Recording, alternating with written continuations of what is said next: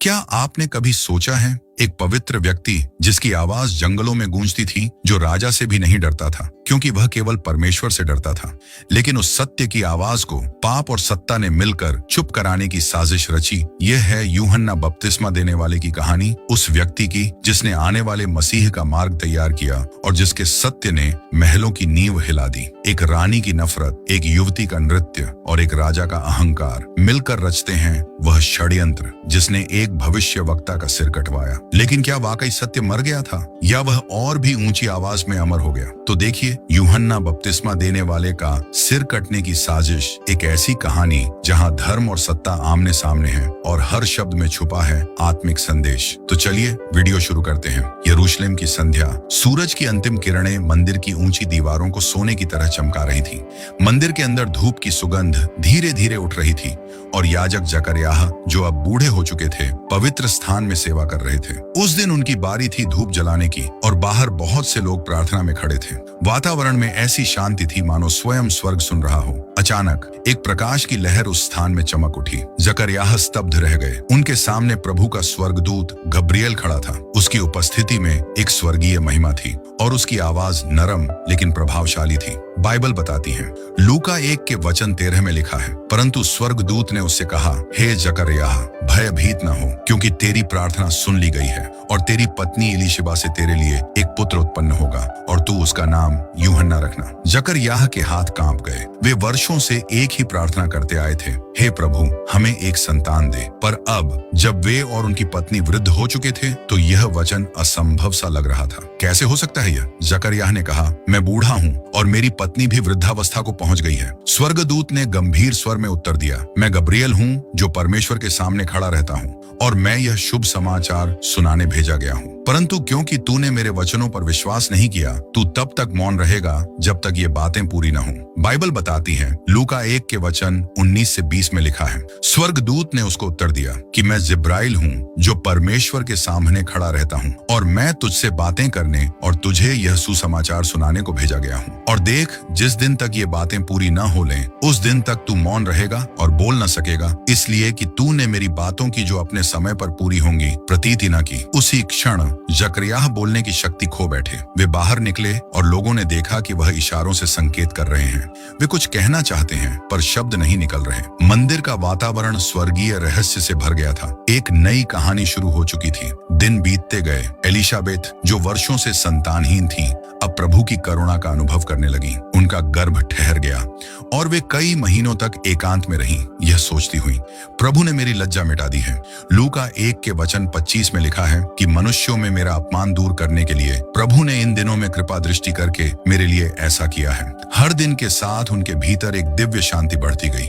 उनका हृदय जानता था, यह केवल एक पुत्र नहीं बल्कि एक भविष्यवाणी का उत्तर है जो आने वाले मसीह के मार्ग को तैयार करेगा। 9 महीने बाद एलिशाबेथ ने पुत्र को जन्म दिया। सारा पड़ोस आनंद से भर गया क्योंकि वे जानते थे यह प्रभु का वरदान है। 8वें दिन जब नामकरण का समय आया, लोगों ने कहा, इसका नाम उसके पिता के नाम पर जकरयाह रखा जाए। पर एलिशाबेथ ने कहा, नहीं, इसका नाम यूहन्ना होगा। लोगों ने आश्चर्य से कहा, तुम्हारे रिश्तेदारों में ऐसा कोई नाम नहीं है। उन्होंने संकेत से जकरयाह से पूछा, तुम क्या कहना चाहते हो? जकरयाह ने एक पट्टिका मंगवाई और लिखा, उसका नाम यूहन्ना है। और उसी क्षण उनका मुंह खुल गया और वे बोलने लगे। उनके पहले शब्द थे प्रभु की स्तुति। लोग भय और विस्मय से भर गए और यह समाचार सारे यहूदिया के पहाड़ी प्रदेश में फैल गया। हे बालक, तू परम प्रधान का भविष्यद्वक्ता कहलाएगा क्योंकि तू प्रभु के आगे जाकर उसकी राह तैयार करेगा। बाइबल बताती है, लूका 1 के वचन 76 में लिखा है, और तू हे बालक परम प्रधान का भविष्यद्वक्ता कहलाएगा क्योंकि तू प्रभु के मार्ग तैयार करने के लिए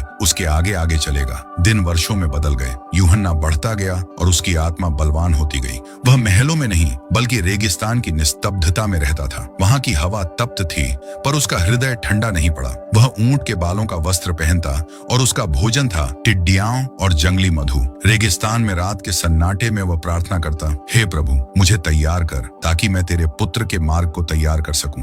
वह जानता था कि उसकी जिंदगी का उद्देश्य क्या है, लोगों को पश्चाताप की ओर बुलाना ताकि उनके हृदय मसीह के स्वागत के लिए तैयार हों। उसकी आत्मा में एक दिन स्पष्ट आवाज आई, समय आ गया है और जब यूहन्ना यरदन नदी के किनारे उतरा, उसके शब्दों में आग थी और उसकी आंखों में स्वर्गीय सत्य। वह पुकारने लगा, पश्चाताप करो क्योंकि स्वर्ग का राज्य निकट है। बाइबल बताती है, मत्ती 3:2 में लिखा है, मन फिराओ क्योंकि स्वर्ग का राज्य निकट आ गया है। लोग दूर दूर से आने लगे। वे अपने पापों को स्वीकार करते और यरदन में बपतिस्मा लेते। उसकी आवाज मानो स्वर्ग से आती हुई प्रतीत होती थी, एक पुकार जो आने वाले उद्धारकर्ता की राह बना रही थी। यूहन्ना की कहानी हमें याद दिलाती है कि परमेश्वर की योजनाएं कभी देर नहीं होती। वह उन लोगों को चुनता है जो विनम्र, विश्वासी और तैयार हों। बाइबल बताती है, लूका 1:80 में लिखा है, और वह बालक बढ़ता और आत्मा में बलवंत होता गया और इजराइल पर प्रकट होने के दिन तक जंगलों में रहा। रेत के सागर में फैली तपन, दूर तक फैली यरदन नदी की झिलमिलाहट और एक अकेला मनुष्य, यूहन्ना, ऊंट के बालों का वस्त्र पहने, कमर पर चमड़े की पेटी बांधे, रेगिस्तान की ओर मुंह करके खड़ा था। उसकी आंखों में एक दिव्य ज्वाला थी। उसकी आवाज में स्वर्ग का प्रतिध्वनि था, एक आवाज जो वर्षों की नीरवता को तोड़ रही थी। पश्चाताप करो क्योंकि स्वर्ग का राज्य निकट है। लोगों ने पहले उसे एक सन्यासी समझा, पर जब उन्होंने उसके वचन सुने तो उनके हृदय हिल उठे। यह कोई साधारण मनुष्य नहीं था। बाइबल बताती है, मत्ती 3:3 में लिखा है, यह वही है जिसकी चर्चा यशायाह भविष्यद्वक्ता के द्वारा की गई कि जंगल में एक पुकारने वाले का शब्द हो रहा है कि प्रभु का मार्ग तैयार करो, उसकी सड़कें सीधी करो। कुछ ही दिनों में यरदन के किनारे भीड़ उमड़ने लगी। यरूशलेम, यहूदिया और समूचे यरदन प्रदेश से लोग आने लगे। किसी के चेहरों पर अपराध बोध था, किसी के आंसुओं में पश्चाताप। वहां सैनिक भी थे जो अपने अन्याय से थक चुके थे। वहां कर लेने वाले भी थे जिन्हें लालच ने जकड़ रखा था, और वहां गरीब भी थे जिनकी आत्मा प्यासे हृदय से मुक्ति की खोज में थी। हर व्यक्ति यूहन्ना के सामने आता, अपने पापों को स्वीकार करता और यरदन के जल में डूबकर एक नई शुरुआत करता। जो पश्चाताप के योग्य फल लाए बिना आता है, उसे मैं बपतिस्मा क्यों दूं? बाइबल बताती है, लूका 3:8 में लिखा है, सो मन फिराव के योग्य फल लाओ और अपने अपने मन में यह न सोचो कि हमारा पिता इब्राहिम है, क्योंकि मैं तुमसे कहता हूं कि परमेश्वर इन पत्थरों से इब्राहिम के लिए संतान उत्पन्न कर सकता है। यूहन्ना का स्वर कठोर था, पर उसका हृदय प्रेम से भरा था। वह चाहता था कि लोग केवल बाहरी नहीं बल्कि भीतर से बदलें। एक दिन यूहन्ना ने भीड़ को पुकारा, हे सर्पों की संतान, किसने तुम्हें यह सिखाया कि आने वाले क्रोध से बचो? लोग उसके शब्दों से कांप उठे, पर उसके वचनों में सच्चाई थी। एक सैनिक ने पूछा, हम क्या करें? यूहन्ना ने उत्तर दिया, बाइबल बताती है, लूका 3:14 में लिखा है, और सिपाहियों ने भी उससे यह पूछा, हम क्या करें? उसने उनसे कहा, किसी पर उपद्रव न करना और न झूठा दोष लगाना और अपनी मजदूरी पर संतोष करना। एक कर लेने वाले ने पूछा, हम क्या करें?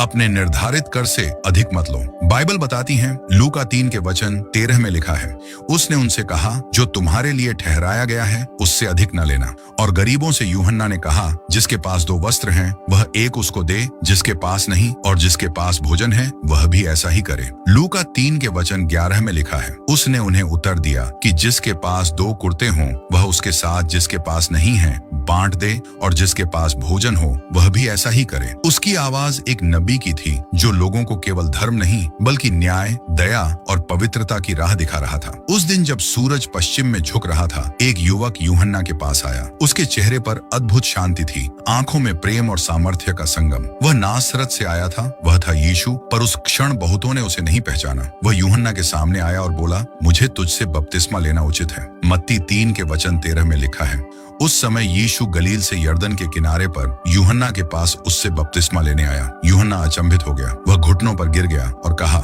मुझे तो तुझसे बपतिस्मा लेने की आवश्यकता है और तू मेरे पास आता है। बाइबल बताती है, मत्ती 3:14 में इस प्रकार लिखा है, परंतु यूहन्ना यह कहकर उसे रोकने लगा कि मुझे तेरे हाथ से बपतिस्मा लेने की आवश्यकता है और तू मेरे पास आया है। यीशु ने मुस्कुराकर उत्तर दिया, अब ऐसा ही होने दे, क्योंकि हमें इसी प्रकार सब धर्म को पूरा करना उचित है।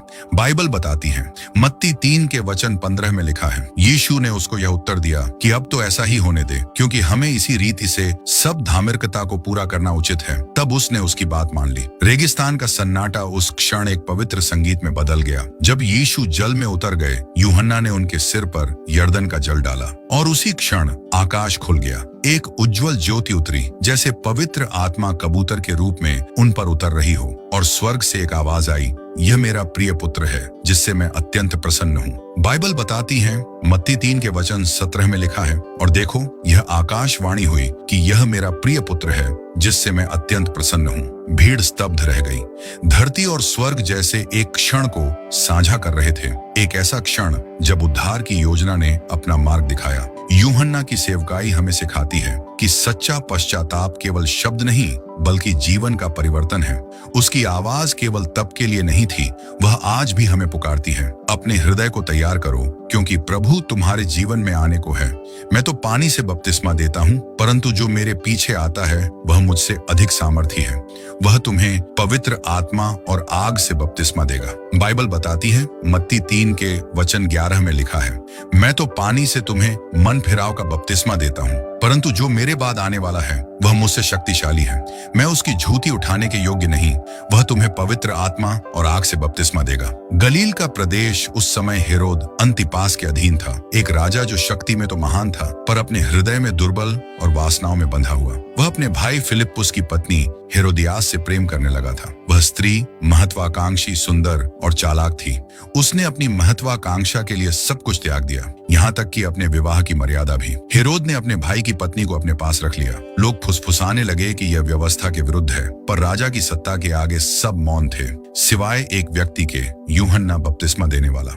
रेगिस्तान से आने वाली वह आवाज अब राजमहल तक पहुंच चुकी थी। यूहन्ना ने निर्भीक होकर कहा, तू अपने भाई की पत्नी रखना उचित नहीं है। मत्ती 14:4 में लिखा है, क्योंकि यूहन्ना ने उससे कहा था कि इसको रखना तुझे उचित नहीं है। उसके ये शब्द वज्र की तरह राजमहल की दीवारों में गूंज उठे। राजा की आंखों में क्षण भर के लिए अपराध बोध झलका, पर हेरोदियास की आंखों में जलती हुई घृणा थी। हेरोदियास ने अपने दासों से कहा, वह मनुष्य हमें अपमानित करता है, वह हमारे बीच के राज को जनता में उघाड़ता है। जब तक वह जीवित है हमारे नाम पर कलंक रहेगा। उस दिन से उसने निश्चय किया वह यूहन्ना को मरवाएगी। हेरोद जानता था कि यूहन्ना एक धर्मी और पवित्र पुरुष है। उसके वचन कठोर थे पर सच्चे थे। राजा के भीतर एक संघर्ष चल रहा था, सत्ता और आत्मा का संघर्ष। हेरोद यूहन्ना से डरता था क्योंकि वह जानता था कि वह धर्मी और पवित्र मनुष्य है। वह उसकी रक्षा करता था और उसकी बातें सुनकर बहुत बेचैन होता, फिर भी उसे सुनना अच्छा लगता था। बाइबल बताती है, मरकुस 6:20 में लिखा है, क्योंकि हेरोदेस यूहन्ना को धर्मी और पवित्र पुरुष जानकर उससे डरता था और उसे बचाए रखता था और उसकी सुनकर बहुत घबराता था, पर आनंद से सुनता था। जब यूहन्ना बोलता तो हेरोद के हृदय की गहराई हिल जाती, पर जब हेरोदियास उसकी आंखों में घृणा देखती तो उसका मन डर से भर जाता। हेरोद के लिए यूहन्ना एक नबी था, पर हेरोदियास के लिए वह एक शत्रु। हेरोद ने अंततः अपनी शांति के लिए यूहन्ना को मखै रूस के किले में कैद करवा दिया। किला ऊंचे पहाड़ पर था, मृत सागर की ओर झुकी हुई चट्टान पर स्थित, जहां की रातें भयानक थीं और हवा विलाप की तरह गूंजती थी।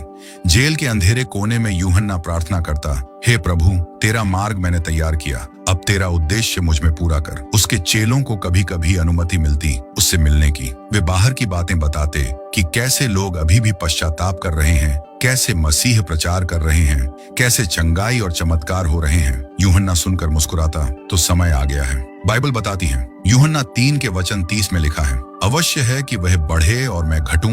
राजमहल के गलियारों में हेरोदियास अपनी योजना बना रही थी। वह जानती थी जब तक हेरोद यूहन्ना को आदर देता रहेगा वह उसे नहीं मार सकता, पर वह धैर्य से प्रतीक्षा कर रही थी। वह उस एक अवसर की प्रतीक्षा में थी जब राजा अपनी वासना, अपनी प्रतिष्ठा और अपने विवेक तीनों में से एक को चुनने को मजबूर होगा, और एक दिन वह अवसर आ ही गया। यह आने वाले षड्यंत्र की रात का आरंभ था, जहां सत्य का सिर झुकेगा पर उसकी आवाज अमर हो जाएगी। यूहन्ना की कैद केवल एक घटना नहीं थी, यह धर्म और सत्ता के टकराव की पराकाष्ठा थी। एक ओर था सत्य जो निडर था और दूसरी ओर था पाप जो भय में लिपटा हुआ। यूहन्ना का जीवन हमें याद दिलाता है कि जो सत्य के लिए खड़ा होता है उसे संसार बांध सकता है, पर उसकी आत्मा को नहीं। धर्मी मनुष्य का स्मरण आशीष का कारण होता है, पर दुष्टों का नाम सड़ जाएगा। बाइबल बताती है, नीति वचन 10:7 में लिखा है, धर्मी को स्मरण करके लोग आशीर्वाद देते हैं, परंतु दुष्टों का नाम मिट जाता है। मखै रूस का इला, जहाँ कभी यूहन्ना के प्रार्थना के स्वर गूंजते थे, अब उसी स्थान के ऊपरी भाग में राजमहल में संगीत, मदिरा और हंसी की आवाजें उठ रही थीं। वह रात थी हेरोद का जन्मदिन। राजा ने अपने सरदारों, सैन्य अधिकारियों और गलील के गणमान्यों को भोज पर बुलाया था। महल के स्तंभों पर दीपक जल रहे थे, मदिरा की सुगंध वातावरण में घुल रही थी और हर व्यक्ति अपने कप में घमंड का स्वाद ले रहा था। सभी को लगा ये सिर्फ एक उत्सव है, पर स्वर्ग जानता था ये षड्यंत्र की रात है। भीड़ के बीच मुस्कुराती हुई हेरोदियास बैठी थी। उसके चेहरे पर सौंदर्य था, पर भीतर विष था।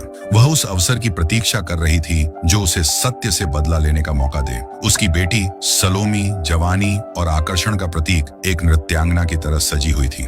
उसकी माँ ने धीरे से उसके कानों में कहा, आज रात तुझे सिर्फ नाचना नहीं बल्कि हमारा बदला पूरा करना है। सलोमी ने अपनी माँ की ओर देखा। न समझने वाली मासूमियत और महत्वाकांक्षा का मिश्रण उसकी आंखों में था। वह जानती थी कि उसकी सुंदरता आज राजा की कमजोरी बनेगी। संगीत की धुनें हवा में फैल गईं। सलोमी ने मंच पर कदम रखा। उसका हर हाव भाव, हर चाल राजमहल को मंत्रमुग्ध कर रहा था। राजा हेरोद, जो पहले तो केवल देख रहा था, धीरे धीरे उस नृत्य की मोहकता में खो गया। शराब, संगीत और वासना तीनों ने मिलकर उसके विवेक को जकड़ लिया। भीड़ तालियां बजा रही थी और हेरोद अपने सिंहासन से उठकर बोला, सुंदरी, जो चाहे मांग ले, मैं तुझे दूंगा, यहाँ तक कि अपने राज्य का आधा भाग भी। बाइबल बताती है, मरकुस 6 के वचन 22 से 23 में लिखा है, और उसी हेरोदियास की बेटी भीतर आई और नाचकर हेरोदेस को और उसके साथ बैठने वालों को प्रसन्न किया। तब राजा ने लड़की से कहा, तू जो चाहे मुझसे मांग, मैं तुझे दूंगा। और उसने शपथ खाई कि मैं अपने आधे राज्य तक जो कुछ तू मुझसे मांगेगी मैं तुझे दूंगा। ये शपथ उसकी आत्मा के पतन की शुरुआत थी। सलोमी दौड़कर अपनी माँ के पास गई। उसकी सांसें तेज थीं। वह मुस्कुरा रही थी। माँ, राजा जो भी कहूँ वह देगा। हेरोदियास के चेहरे पर ठंडी मुस्कान आई। उसने कहा, जा और कह, मुझे तुरंत यूहन्ना बपतिस्मा देने वाले का सिर एक थाली में चाहिए। मत्ती 14 के वचन 8 में लिखा है। वह अपनी माता की उकसाई हुई बोली, यूहन्ना बपतिस्मा देने वाले का सिर थाल में यही मुझे मंगवा दे। सलोमी ठिठकी। उसने यूहन्ना को कभी नहीं देखा था, पर अपनी माँ की आंखों में उसने ऐसा अंधकार देखा कि विरोध की हिम्मत न जुटा सकी। वह वापस राजा के सामने गई और धीमे लेकिन दृढ़ स्वर में कहा, मैं चाहती हूँ कि तू मुझे अभी थाली में यूहन्ना बपतिस्मा देने वाले का सिर दे। राजमहल में सन्नाटा छा गया। हेरोद का चेहरा उतर गया। उसकी आंखों में भय और पछतावा झलक रहा था। राजा अत्यंत दुखी हुआ। बाइबल बताती है, मरकुस 6 के वचन 26 में लिखा है, तब राजा बहुत उदास हुआ, परंतु अपनी शपथ के कारण और साथ बैठने वालों के कारण उसे टालना न चाहा। भीड़ उसे देख रही थी। सत्ता की प्रतिष्ठा, घमंड की झूठी दीवारें और पाप का बोझ, इन सब ने उसके विवेक को कुचल दिया। उसने सैनिक को आदेश दिया, जाओ और जो कहा गया है वैसा करो। मखैरूस के अंधेरे गलियारे में सैनिकों की पदचाप गूंजी। यूहन्ना अपने घुटनों पर बैठा था। उसके चेहरे पर कोई भय नहीं था, केवल शांति। वह मुस्कुराकर बोला, मेरा समय पूरा हुआ है। वह जिसने मुझे भेजा वही अब आने वाला है। उसकी ज्योति कभी न बुझे। सैनिकों ने तलवार उठाई और कुछ ही क्षणों में वह पवित्र आवाज जो जंगल में गूंजती थी अब स्वर्ग में सुनाई देने लगी। थोड़ी देर बाद भोज के बीच एक दास थाली लेकर आया। उस थाली में वह सिर था जिसके होंठों से सत्य की आवाज निकली थी। सलोमी ने वह थाली अपनी माँ को दी। हेरोदियास ने उसे देखा, पर उसके हृदय को कोई शांति नहीं मिली। उस क्षण उसने जीत नहीं बल्कि अपने आत्मा का नाश पाया। हेरोद, जो पहले गर्व से बैठा था, अब मौन था। संगीत बंद हो गया, दीपक कांपने लगे और महल की दीवारों पर एक अदृश्य शोक उतर आया। ये भाग हमें एक गहरा संदेश देता है। पाप का प्रलोभन भले ही सुंदर दिखे, पर उसका अंत सदैव विनाश होता है। हेरोद ने यूहन्ना की आवाज को चुप तो करा दिया, पर वह आवाज आज भी जीवित है। हर उस व्यक्ति में जो सत्य के लिए खड़ा होता है, चाहे उसकी कीमत जीवन ही क्यों न हो। मत्ती 5 के वचन 10 में लिखा है, धन्य हैं वे जो धर्म के कारण सताए जाते हैं, क्योंकि स्वर्ग का राज्य उन्हीं का है। यूहन्ना का रक्त धरती पर गिरा, पर उसका संदेश स्वर्ग में लिखा गया कि सत्य की आवाज कभी मारी नहीं जा सकती। मखैरूस के अंधेरे गलियारे में तलवार के प्रहार के बाद सन्नाटा छा गया था। एक पवित्र आत्मा स्वर्ग में लौट चुकी थी। दीवारों पर दीपक की लौ कांप रही थी, मानो धरती भी उस सत्यवक्ता के जाने पर शोक मना रही हो। थोड़ी देर बाद सैनिक वह थाली लेकर चला जिसमें यूहन्ना का सिर रखा था। वह सिर जिसने पाप के विरुद्ध आवाज उठाई अब उस थाली में निस्तब्ध पड़ा था, पर उसके होंठों पर अब भी शांति की छाया थी। राजमहल में वह थाली पहुंची। हेरोद की आंखें झुक गईं और हेरोदियास की ठंडी हंसी के बीच स्वर्ग में एक आवाज गूंजी, तूने मेरे सेवक का रक्त बहाया है, पर उसका संदेश अमर रहेगा। सुबह जब यूहन्ना के चेले पहुंचे, उन्होंने अपने गुरु का शरीर बंदी गृह से लिया। उनकी आंखों में आंसू थे पर हृदय में श्रद्धा। धीरे धीरे उन्होंने उसे दफनाया। न कोई महल, न कोई वैभव, बस एक साधारण स्थान जहां शांति थी। उनमें से एक चेले ने कहा, वह हमारे लिए मार्गदर्शक था, अब हम उसकी राह पर चलेंगे। तब उसके चेलों ने आकर उसका शरीर उठा लिया और उसे दफनाया। फिर जाकर यीशु को समाचार दिया। बाइबल बताती है, मत्ती 14 के वचन 12 में लिखा है, और उसके चेलों ने आकर और उसकी लोथ को ले जाकर गाड़ दिया और जाकर यीशु को समाचार दिया। जब यीशु ने यह समाचार सुना, उनका चेहरा गंभीर हो गया।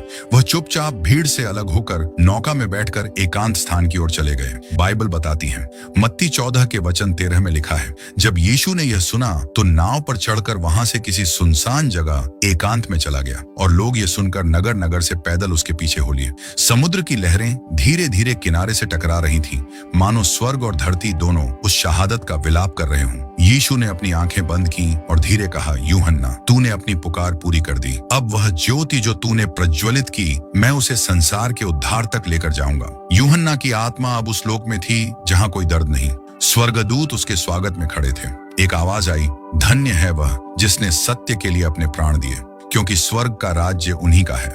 वहां यूहन्ना ने देखा, स्वर्ग की ओर से प्रकाश की किरणें उतर रही थीं, और हर किरण उसके जीवन के शब्दों को पुनः जीवित कर रही थी। स्वर्ग में यूहन्ना का मुकुट चमक रहा था, सत्य की विजय का मुकुट। समय बीत गया, पर यूहन्ना की आवाज कभी नहीं मरी। उसकी विरासत हर युग में जीवित रही, हर उस व्यक्ति में जो पाप के विरुद्ध खड़ा होता है, हर उस भविष्यवक्ता में जो सत्य बोलने से नहीं डरता। यीशु ने उसके बारे में कहा, मत्ती 11 के वचन 11 में लिखा है, मैं तुमसे सच कहता हूँ कि जो स्त्रियों से जन्मे हैं, उनमें से यूहन्ना बपतिस्मा देने वाले से कोई बड़ा नहीं हुआ, पर जो स्वर्ग के राज्य में छोटे से छोटा है, वह उससे बड़ा है। यह घोषणा केवल प्रशंसा नहीं थी, यह घोषणा थी कि सत्य बोलने वाला व्यक्ति कभी छोटा नहीं होता, चाहे संसार उसे मिटाने की कितनी भी कोशिश करे। यूहन्ना की शहादत हमें सिखाती है, सत्य की आवाज को तलवार से काटा जा सकता है, पर उसे मिटाया नहीं जा सकता। पृथ्वी पर वह सिर झुक गया, पर स्वर्ग में वह उठ गया। यूहन्ना का जीवन एक दर्पण है जो दिखाता है कि सच्चा विश्वास केवल बोलने का नहीं, बल्कि सत्य के लिए खड़े होने का साहस है। और यही परमेश्वर के सेवक की पहचान है कि वह अपने लिए नहीं, बल्कि आने वाले मसीह के लिए मार्ग तैयार करता है। हेरोद का महल अब खंडहर बन गया, पर यूहन्ना की आवाज आज भी गूंजती है, प्रभु के मार्ग को सीधा करो। यही सच्ची विरासत है कि संसार भले ही विरोध करे, पर जो परमेश्वर के लिए खड़ा होता है, उसका नाम मिटाया नहीं जा सकता। सत्य के लिए जियो, क्योंकि सत्य ही वह ज्योति है जो मृत्यु के पार भी जलती रहती है। यूहन्ना बपतिस्मा देने वाले ने हमें एक अनमोल संदेश दिया कि सत्य की राह कभी आसान नहीं होती, पर जो उस राह पर चलता है वही परमेश्वर के करीब पहुंचता है। राजा का डर, रानी की साजिश और संसार का विरोध, कुछ भी उस आवाज को रोक नहीं सका जो परमेश्वर के लिए उठी थी, और यही सच्ची जीत है। दोस्तों, इस कहानी से हमें यही सीख मिलती है, सत्य बोलो, चाहे पूरी दुनिया चुप क्यों ना हो जाए, क्योंकि जो सत्य के साथ खड़ा रहता है, उसके साथ स्वयं परमेश्वर खड़ा होता है। अगर यूहन्ना का साहस और विश्वास ने आपको भी प्रेरित किया है, तो इस संदेश को आगे बढ़ाएं, इस वीडियो को लाइक करें, शेयर करें और हमारे चैनल को सब्सक्राइब करें, ताकि हम और भी ऐसी आत्मिक कहानियां आप तक पहुंचाते रहें। याद रखिए, सत्य की आवाज कभी नहीं मरती, वह हर उस दिल में गूंजती है जो परमेश्वर पर विश्वास रखता है। धन्यवाद।